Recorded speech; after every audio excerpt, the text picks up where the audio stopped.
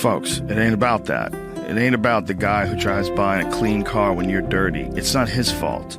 It's you should figure out how to be clean. You should figure out how to do a job that doesn't involve you walking in mud all day. And that's possible because somebody else has done it. I don't buy the idea that, you know, the society the way it is right now, it has to be this way. Someone's always going to have to work at Burger King. Someone's always going to have to. I don't buy that. I think people are pretty fucking flexible. If you look at the broad spectrum of humans and human behavior from different cultures all over the world, it's pretty obvious to me that there's a lot of different ways that people can act. We don't have to have fast food workers. We don't have to have people who work shit jobs. We don't have to. We just need to figure out how to restructure society so everybody somehow or another plays a part, has something to contribute, has something to share. I mean, that's what a real society is supposed to be like. I give you some coconuts, you give me some fish. You know, we make a deal, and you do it back and forth and left and right. And when there's nothing to contribute, then you start looking, the president needs to give us jobs. We need jobs. So instead of something to contribute, you just find something to do with your time.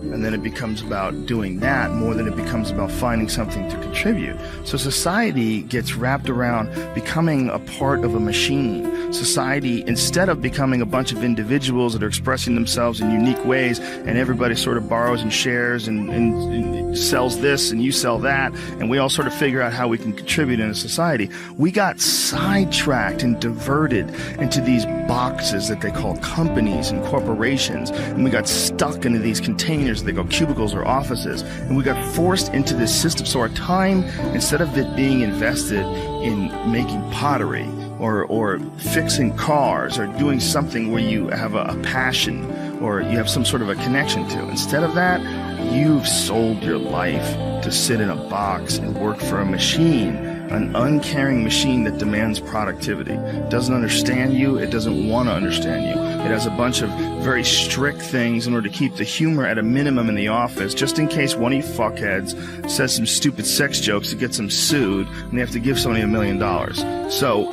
get it together, and this is your life now. No natural behavior. Everybody's wearing clothes they don't want to wear. Everybody's showing up and doing something they don't want to do, they have no connection to. That's the problem with our society. And then what's the reward for all this stuff? Go home, get a big TV.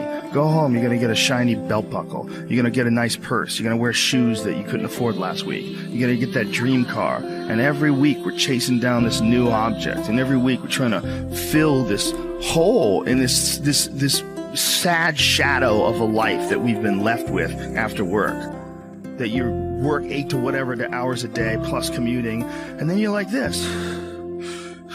And that's your life. That's your real fucking life. All that other stuff is not your life anymore. All that other stuff is work. And most of us have committed to that. I know you've been there before, and I've been there before. And we understand that it's a trap because we got out of it. But for the people that are in it, a lot of times they don't even understand it's a trap. They just think it's a good job. They think they got dental. I'm doing really good. I got my own parking spot. It's got my name on it. And you're just a piece of a heartless, shitty machine that makes money.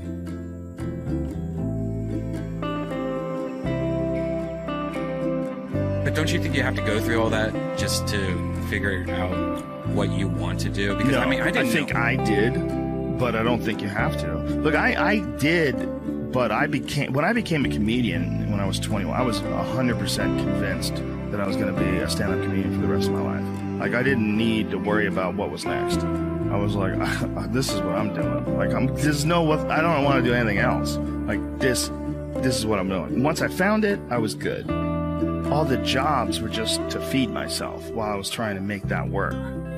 But it's, to get one and commit to it and have it become a part of your life becomes really problematic. Because if you were a dirtbag like myself, who drove limos and did construction and did all these, almost kind of temporary jobs that a lot of people drift in and out of, there's nothing expected of you. But if you get hired by a major corporation and become a big part of their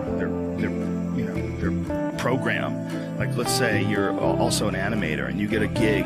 Like I have a friend who was an illustrator and he was working for Nickelodeon and he got fired and he was panicking and he was like, shit, I don't know what the fuck to do. He's like, I gotta figure out another job. So he started making paintings and selling his paintings. It was the greatest thing that's ever happened to him. Now his name's Todd White. He's a super successful artist. He makes like this kind of martini style, like cocktails from the like cocktail parties from the 1920s, like those cool kind of cartoonish martini glass things. He's got a real specific, distinctive style. It's really cool. He's a great artist. And he's also a black belt in jiu-jitsu. I know him from Jean-Jacques Machado's.